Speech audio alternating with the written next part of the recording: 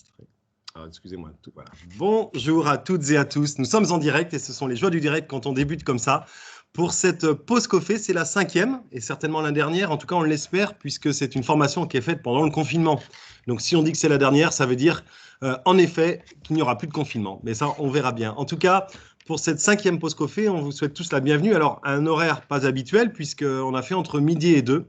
On s'adapte aujourd'hui à notre invité, parce qu'on a un invité de marque qui va nous rejoindre. Il s'agit de Mehdi Difala, que tout le monde connaît dans le milieu des officiels, puisqu'il est arbitre international en Euroleague et également en Jeep Elite.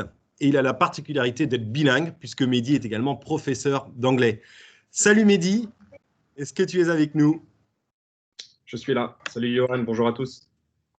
Alors, merci beaucoup, Mehdi, parce que tu nous prends en caméra depuis Barcelone, où tu arbitrais hier soir dans ce club mythique de Barcelone, et tu reprends un vol cet après-midi en direction de Munich, puisque tu arbitres demain soir à Munich, puis samedi en France. Donc, c'est un programme très, très chargé. On a réussi à caler cette intervention avec toi. Un grand merci de nous recevoir dans ta chambre d'hôtel.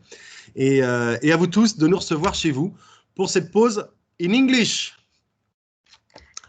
Voilà, alors comment va se passer cette intervention? On va faire des petits jeux avec Mehdi. Il nous a préparé plein de jeux sympathiques. Donc pour cela, vous avez l'habitude maintenant, vous allez devoir cliquer sur la petite bulle pour vous permettre d'avoir de la conversation sur la droite de votre écran. Et puis dans cette conversation, on vous mettra des jeux avec des liens que vous pourrez cliquer sur le lien et puis rejoindre nos jeux. Et enfin, grâce à Mehdi, il y aura une correction de chaque exercice en anglais, bien sûr. Alors, rassurez-vous, Mehdi est pédagogue, c'est son travail. Il va faire pour que ça puisse s'adapter à tout le monde, que vous soyez OTM de haut niveau, statisticien ou bien arbitre. Si on a choisi ce thème, c'est parce que l'anglais est présent dans le basket, bien évidemment.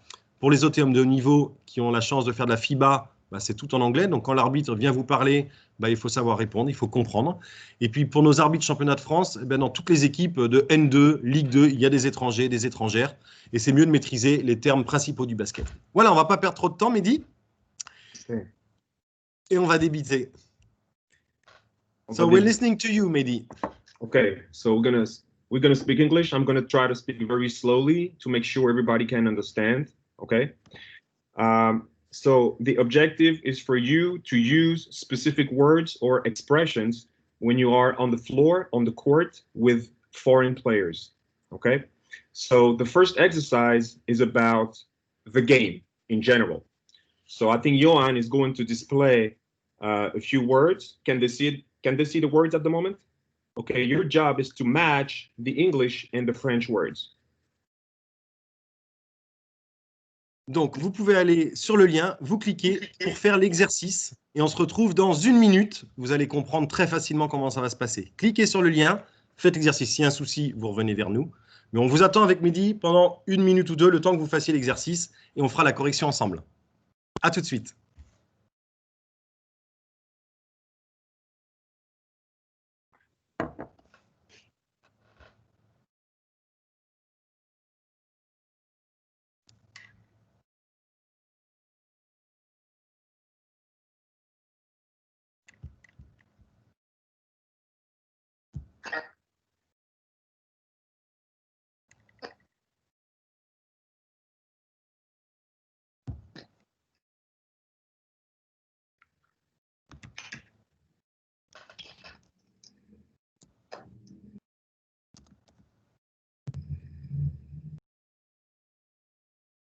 Voilà, et je vous mets la deuxième partie de l'exercice. Vous avez donc 2 exercices à faire. Exercice 1, exercice 2.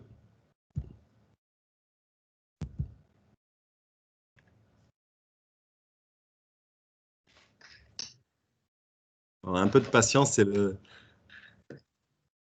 Mehdi, on va être patient encore une petite minute, tant que les gens se connectent sur le site et puis nous rejoignent ensuite.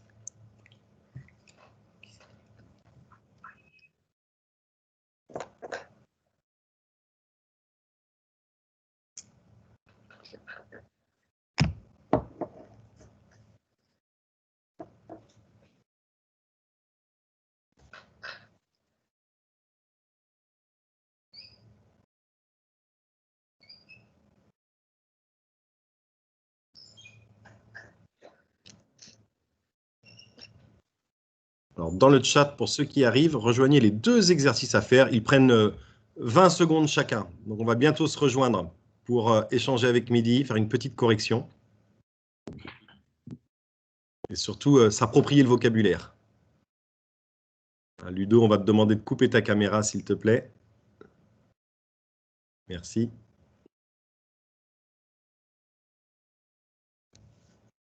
Voilà, pour ceux qui nous rejoignent, vous êtes avec Mehdi Difala en direct de Barcelone, de mon côté de Bourges, c'est un peu moins glamour quand même.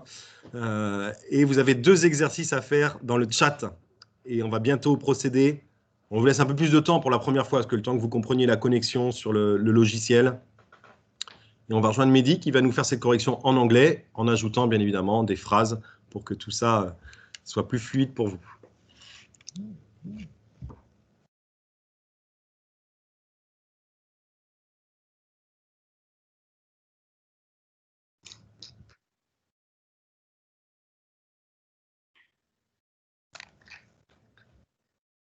Voilà, je pense que vous avez fait les exercices. Pensez à couper votre caméra, ceux qui sont là. Voilà, on voit un petit crâne et des cheveux. Merci.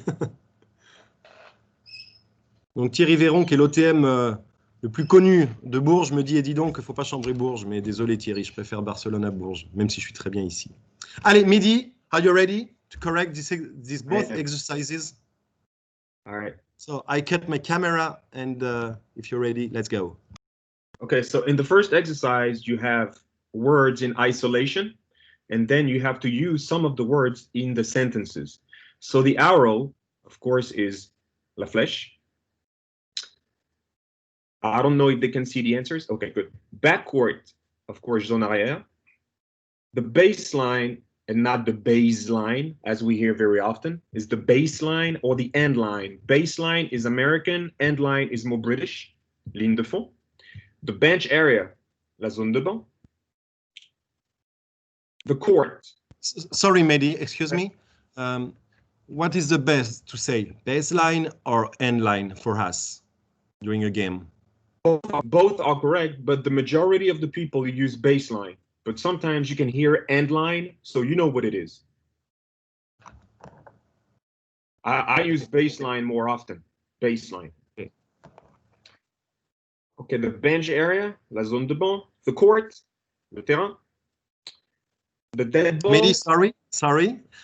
We have statisticians with us in this group, and they use the word field sometimes. So what is the difference? I would not use field for the basketball court. I would use field for football or for rugby, but not for basketball, because this is indoor sports. It's not outdoors. Okay, you play inside, not outside. So I would not say the field, even though we say a field goal, you know, for a basket, but I would say the court without hesitation. Donc Mehdi nous explique que la question c'était, des fois on dit, notamment les statisticiens, vous savez qu'il y a field goal dans votre logiciel, et je demandais pourquoi on n'utilisait pas field et plutôt court. Field, c'est plutôt pour des terrains extérieurs, terrain de foot, terrain de rugby, et à l'intérieur, on dit plutôt court, même si vous avez ça dans votre logiciel, les statisticiens qui sont avec nous. On continue. We're following. So the dead ball, ballon mort, we said the ball is dead. Front court, la zone avant. Interval, intervalle, it's pretty easy, it's like French. Jump ball, entre deux. Live ball, ballon vivant, the ball is live. Mid-court line, c'est la ligne médiane. Overtime, prolongation. Quarter, un carton. Sideline, la ligne de touche. Substitution, changement. Sometimes we say sub, it's shorter and easier. Throw in. Mehdi, une petite question. J'interviens parce que je pose des questions du terrain, en fait. Hein. Problem. Juste, il ne faut pas confondre substitution avec turnover. C'est souvent, quand on commence, on dit turnover. Est-ce que tu peux nous expliquer la différence? The turnover is when you lose the ball. For example, I make a bad pass and the other team catches the ball. This is a turnover. Ballon perdu. Donc, turnover, c'est pas, on pourrait croire un turnover changement, hein, mais turnover, c'est ballon perdu. Donc, tu as dit substitution, mais souvent, les arbitres et les joueurs, ils disent sub. Donc, quand vous arbitrez des joueurs ou à la table de marque, le joueur il vient dire sub, ça veut dire remplacement en fait. Yep. Merci, Mehdi. Throw in. Remise en jeu et timeout. Temps mort. So these words are in isolation. Of course, the best option is not to use them in isolation, is to use them in complete sentences. That's why we have exercise number 2. So you have to complete the blanks. So the arrow needs to be turned after an alternating possession situation like a jump ball. Tu peux le traduire en français, Mehdi? Yes. You do it or I do it? I do I it. can do it. You are Okay, English. you tell me. Donc, la flèche doit être retournée après une possession alternée, une situation de possession alternée comme un entre-deux, jump ball. Jump ball. Situation de possession alternée. Okay. Next. If a team has control of a ball on the ball is live on the court. If I have a good memory, it's on the court. Yes. Donc, si une équipe contrôle le ballon sur le terrain, le ballon est live, il est vivant. Yes. During the interval between the first and second quarters, the players go back to the bench area. Pendant l'intervalle entre le premier first and second quarters, entre les premiers et les deuxièmes quarts-temps, les joueurs doivent aller dans la zone de banc, bench area. A team has 8 seconds to cross the mid-court line. Une équipe a 8 secondes pour traverser, pour passer la ligne médiane. Yes. And the last one. Yeah. If the score is tied at the end of the game, we have an overtime. Si le score est à égalité, tied, c'est égalité. Ouais, exactly. À la fin du match, nous avons overtime. Mehdi, on parle aussi d'extra time parfois. Mm-hmm. Well, we can say both. Extra periods, extra time, overtime, whatever. Okay. That was the first part, Mehdi. Yes, that was the first part. So now we can move on to the second part with a different theme. The first theme was the game. Now the second theme will be the teams. Okay. So we. Sorry. Okay. On va passer à la deuxième partie. La première partie, c'était the game. Et maintenant, on va parler de teams, les équipes. All right. Pour ça, Mehdi, on met un exercice. Yes, the same exercises. Allez, rejoignez l'exercice et on se dit rendez-vous dans 2 minutes. Thanks, Mehdi. Thank you.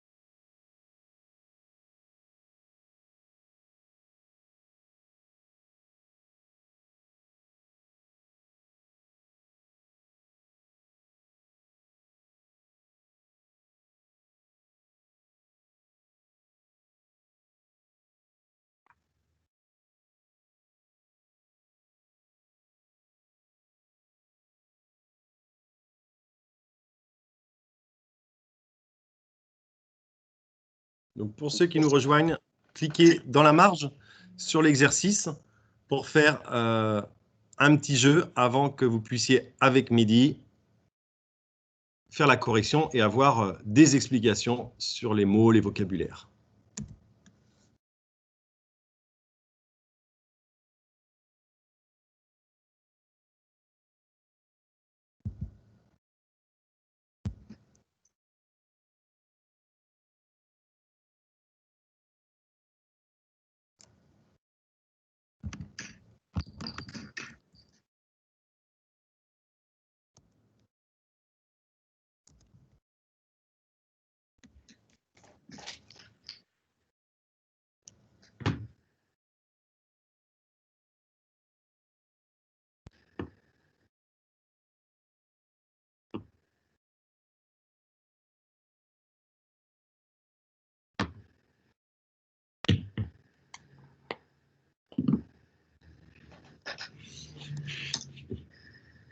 Ok, on va se rejoindre tout le monde. J'espère que c'est bon pour vous?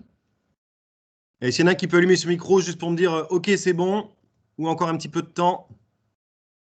It's done. It's okay. Nice, very nice, guys. Thank you. You're very nice, very good. What means ça bug? What means in English, Anthony Venet? You wrote ça bug. Very nice. You're writing in English. That's really good. Okay, so let's follow with Mehdi. Just a few seconds. Okay, we're waiting a little bit more.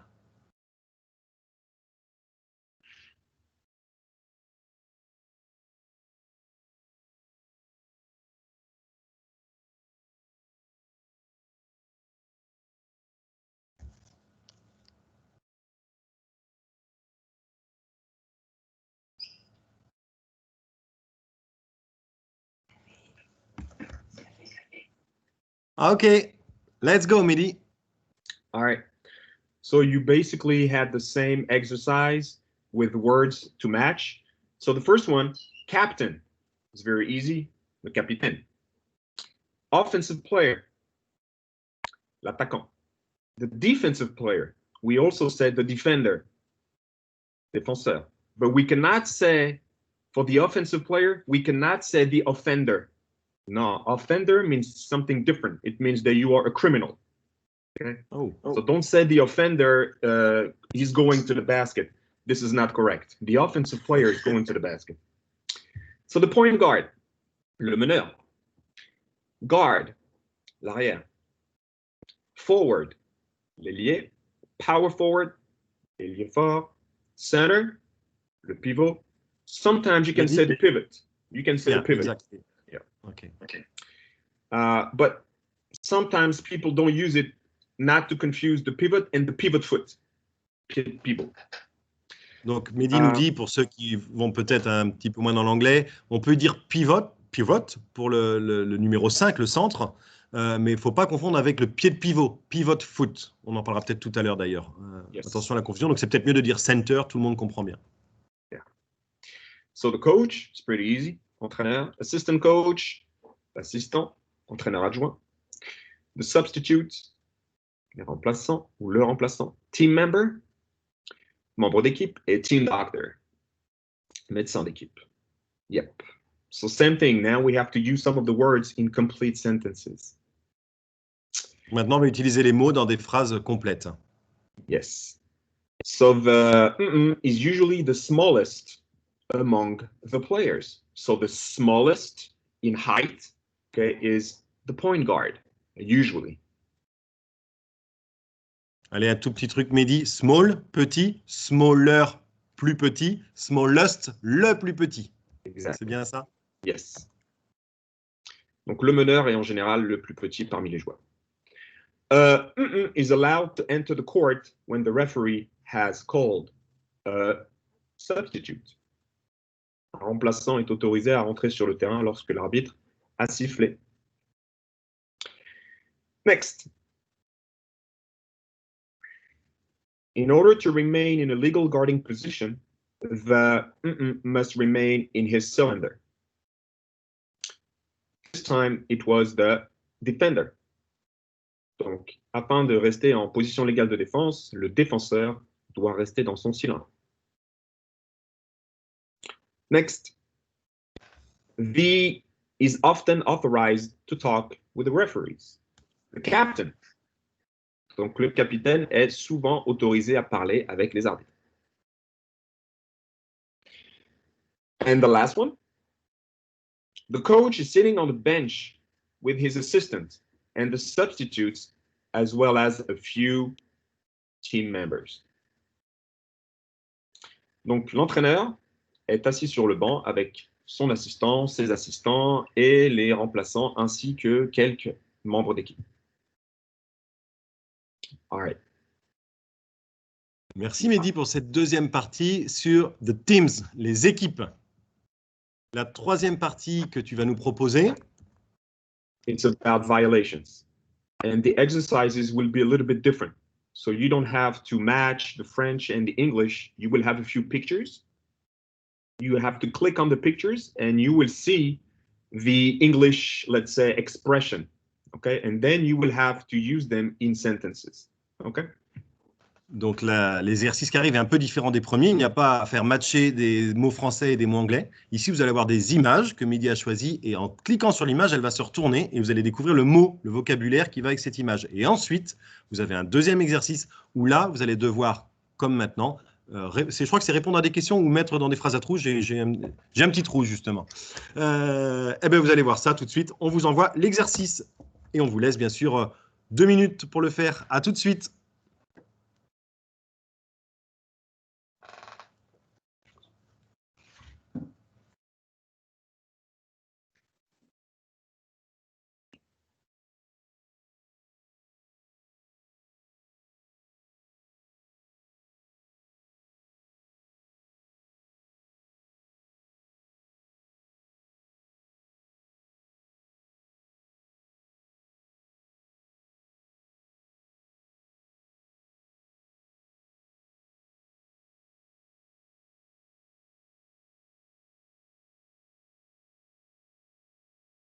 Alors Mehdi, je peux surveiller le timing parce que comme je suis à Bourges, il y a notre intendant Christophe Bécavin qui est aussi observateur qui fait le travail sur son PC à côté. Comme ça, donc si Christophe y arrive, tout le monde y arrive, il m'a dit. Voilà, donc quand vous allez retourner les cartes, deuxième exercice.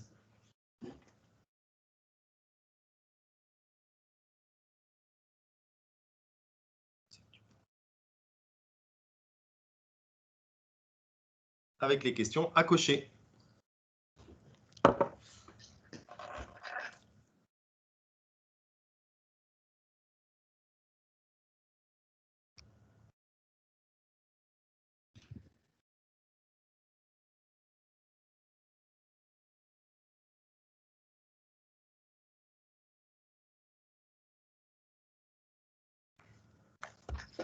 Great, Romain. Thanks. We're waiting a little bit for the others. Christophe Bécavin needs more time.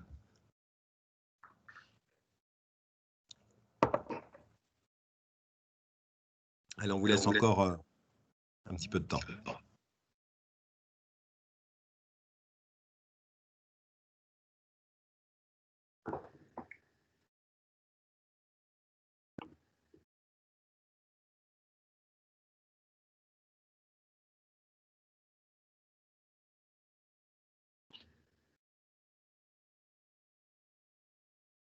Allez, on va se rejoindre pour la correction, parce que le timing passe aussi.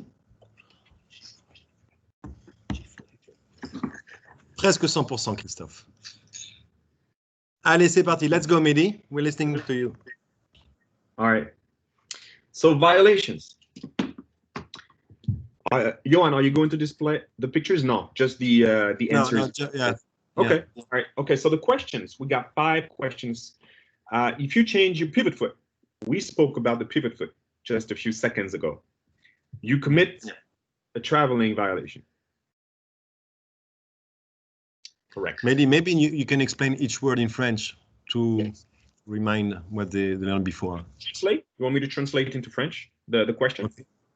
Yeah, if you, I do. No, I will do it. It's fine. Okay. Si vous changez votre pied de pivot, vous commettez une violation de marché. Quoi. Goaltending, c'est en général, il me semble qu'on dit en français goaltending aussi, si ma mémoire est bonne. Et puis palming, comme on l'a vu, c'est carrying, portée de ballon. Portée de balle. Next. The referee didn't see that the guard stepped on the baseline. He did not call the out of bounds. L'arbitre n'a pas vu que l'arrière a stepped on. Ça veut dire qu'on a mis le pied sur, on a marché sur la ligne de fond. Il n'a pas sifflé la sortie. Out of bounds. Shot clock violation, you know what it is. C'est violation des 24 secondes. On parle de shot clock. Et double dribble, on connaît les dribbles irréguliers. Next. Step, on peut penser, Mehdi, step, un pas. Hein. On pourrait dire 2 steps quand on dit à un joueur, tu as fait 3 pas, you made 3 steps. Pour rappeler le mot. Exactly. Next, okay. Team B's center stayed in the restricted area for 5 seconds. This is a 3-second violation. Okay, this is a trap. Donc, le pivot de l'équipe B est resté dans la zone restrictive pendant 5 secondes. C'est une violation des 3 secondes et non pas une violation des 5 secondes. C'était un piège, bien vu. Yes. Donc, interference, je ne sais même plus ce qu'on dit en français pour interference. Je crois que c'est interférence. Je ne sais plus. On dirait interference, il me semble. Oui. Pareil, le reste, facile. Next. The point guard has 8 seconds to cross the mid-court line from his backcourt. Donc, le meneur a 8 secondes pour traverser la ligne médiane depuis sa zone arrière. 8 seconds. Ouais, Sandrine a mis dans le chat. Merci Sandrine. Intervention illégale. Très bien. J'avais une question, Mehdi. En préparant avec toi, j'avais une petite question. On dit 8 seconds au pluriel, mais on dit 8 seconds pour la règle. Ou on dit 8 seconds aussi pour la règle? Non, on dit 8 seconds, mais on ne met pas le S à second lorsqu'il est suivi d'un mot comme violation, puisque 8 et secondes sont en position d'adjectif. Et les adjectifs en anglais sont invariables. Donc c'est pour ça que dans le règlement, c'est écrit 8-second violation. Il n'y a pas de S à second. Ce n'est pas une erreur. Position d'adjectif. Thank you very good. Good. And the last one. The visiting team's power forward tried to catch the ball, but he touched the mid-court line with his left foot. His team committed a backcourt violation. Donc l'ailier fort de l'équipe visiteuse a essayé d'attraper le ballon, mais il a touché la ligne médiane avec son pied gauche. Son équipe a commis une violation de retour en zone. Voilà. Excellent, Mehdi. Il nous reste quelques minutes, on va déborder un petit peu, donc si vous nous quittez, c'est pas très grave, on avait dit une demi-heure, on va faire 35 minutes. On adore cette séance, ça change en plus. Alors on est parti pour the fouls. C'est ça, Mehdi? Same principle, the fouls. Same thing, click on the pictures to flip them around, and then you can see what it is. Comme tout à l'heure, tournez les images pour voir les mots, et ensuite répondez aux questions. Last exercise, vous l'avez dans la marge. À vous de jouer, dernier exercice.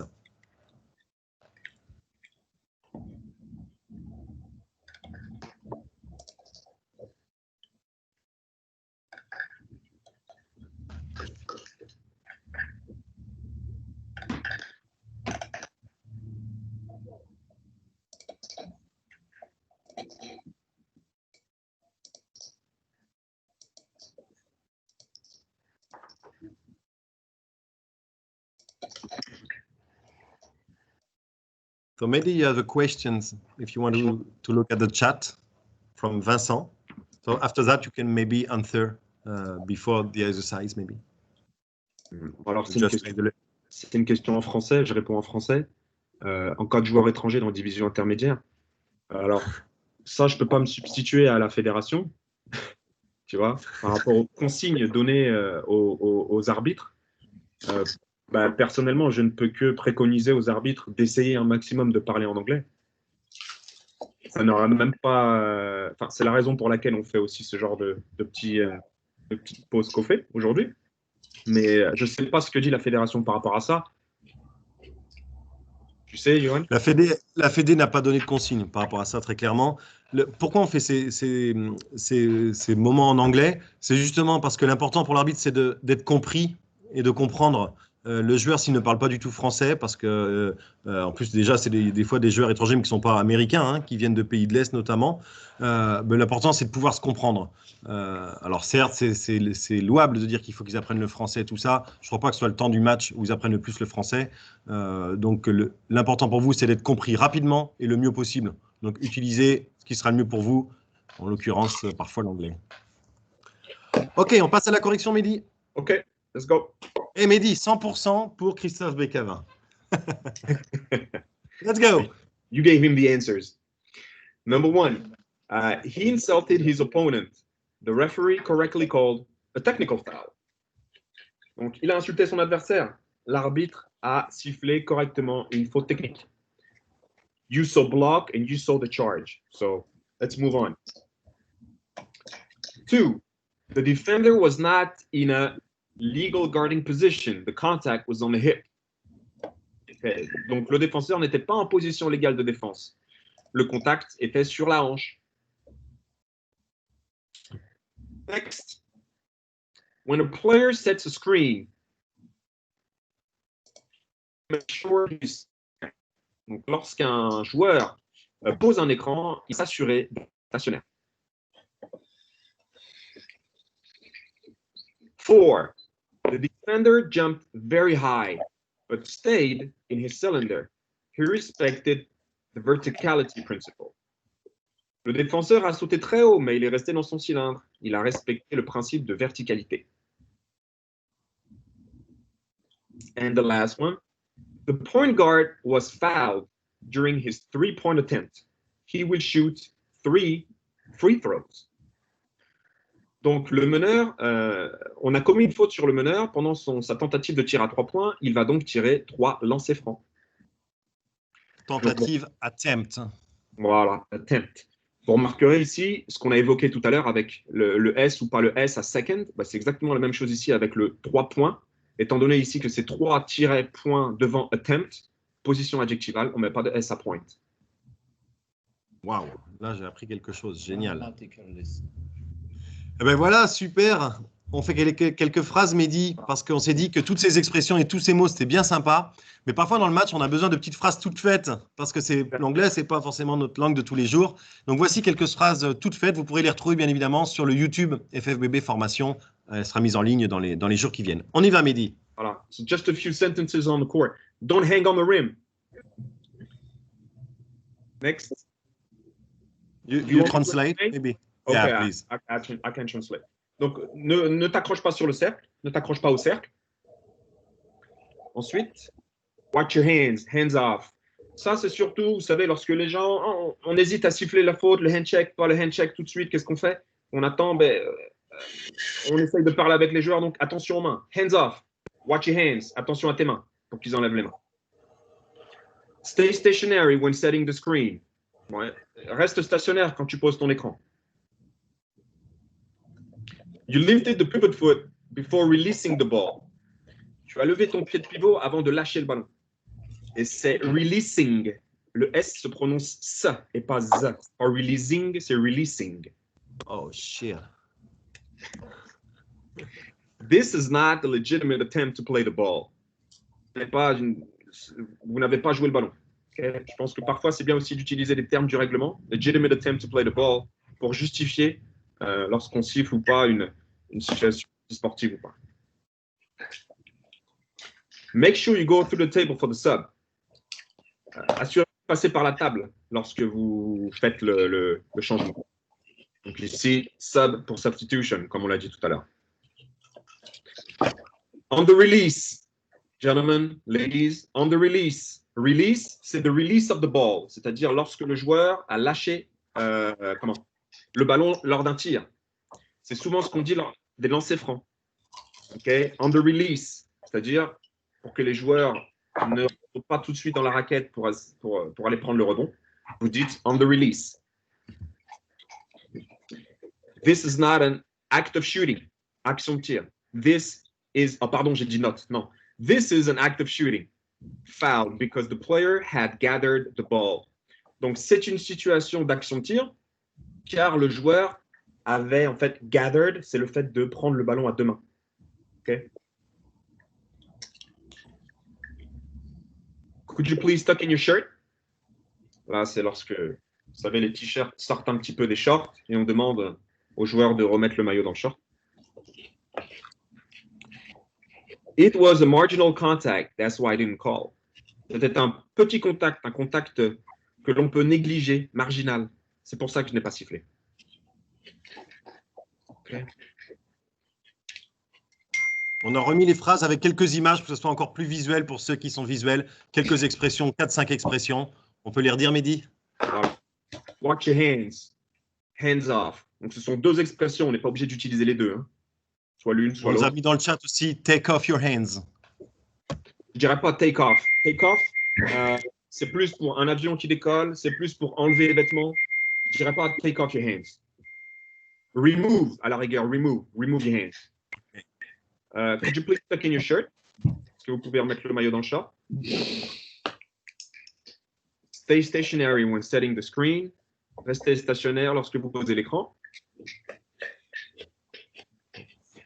You lifted the pivot foot before releasing the ball. Donc, on a mis en surbrillance, on a entouré le pied pour faire genre c'était le pied de pivot. Hein. C'est difficile de trouver des bonnes images qui correspondent aux phrases, mais donc vous avez le pied de pivot. It was a marginal contact, that's why I didn't call. Mehdi, Marginal. thank you very much for this meeting together. Merci beaucoup Mehdi pour ce temps de travail ensemble. C'est un exercice pas facile, ça dure 30 minutes. Tu es à l'autre bout de l'Europe et tu as réussi à prendre du temps pour nos arbitres et nos OTM. Donc un immense merci, on le voit, tout le monde te remercie. C'était super interactif, super intéressant. On a profité de tes compétences d'anglais. On le refera peut-être d'autres fois avec toi si tu es d'accord. Mais on voudrait aussi faire des choses avec toi pour tes compétences d'arbitre. Parce qu'au-delà de bien parler anglais, tu es un des meilleurs arbitres en Euroleague. Tu étais hier soir à Barcelone, tu es demain à Munich. Donc on te souhaite un super match demain. Et c'était vraiment un grand plaisir de t'avoir avec nous. Merci beaucoup. Merci beaucoup. Merci à toi et merci à tout le monde. Thank you very much. Have a great trip, a safe trip and a great game. Thank you. Et si on peut vous conseiller 2 livres, c'est sympa les bonjours, on va peut-être couper la caméra, sinon c'est un peu compliqué pour tout le monde. Merci Aziz. 2 livres qu'on peut vous conseiller qui s'appellent L'anglais du sport. Ça a été écrit par Jean-Marc Chameau. Alors Aziz, est-ce que tu peux couper ta caméra? Ça serait sympa pour les collègues. Voilà. Jean-Marc Chameau qui est professeur à l'université de Nanterre. Et il y a 2 livres, voilà, vous pouvez les commander sur la FNAC ou n'importe quoi. Et il y a vraiment tout le vocabulaire du sport. Alors, il y a tous les sports, mais il y a notamment le basket et plein d'expressions qui sont intéressantes. Voilà. C'était notre dernière pause café, comme je vous l'ai dit. En tout cas, on l'espère, ça voudrait dire que le confinement est terminé. Et on vous souhaite à tous, en tout cas de la part de notre service de formation des officiels, de bonnes fêtes de fin d'année. En anglais, Mehdi? Happy holidays. Merry Christmas and Happy New Year, mais on se souhaitera les vœux à la rentrée. Encore un immense merci, Mehdi. Bon voyage et bon match demain. Thank you very much. Bye bye. Bye bye, everybody. Bye. Merci, au revoir à tous. Bye. Au revoir. Thanks.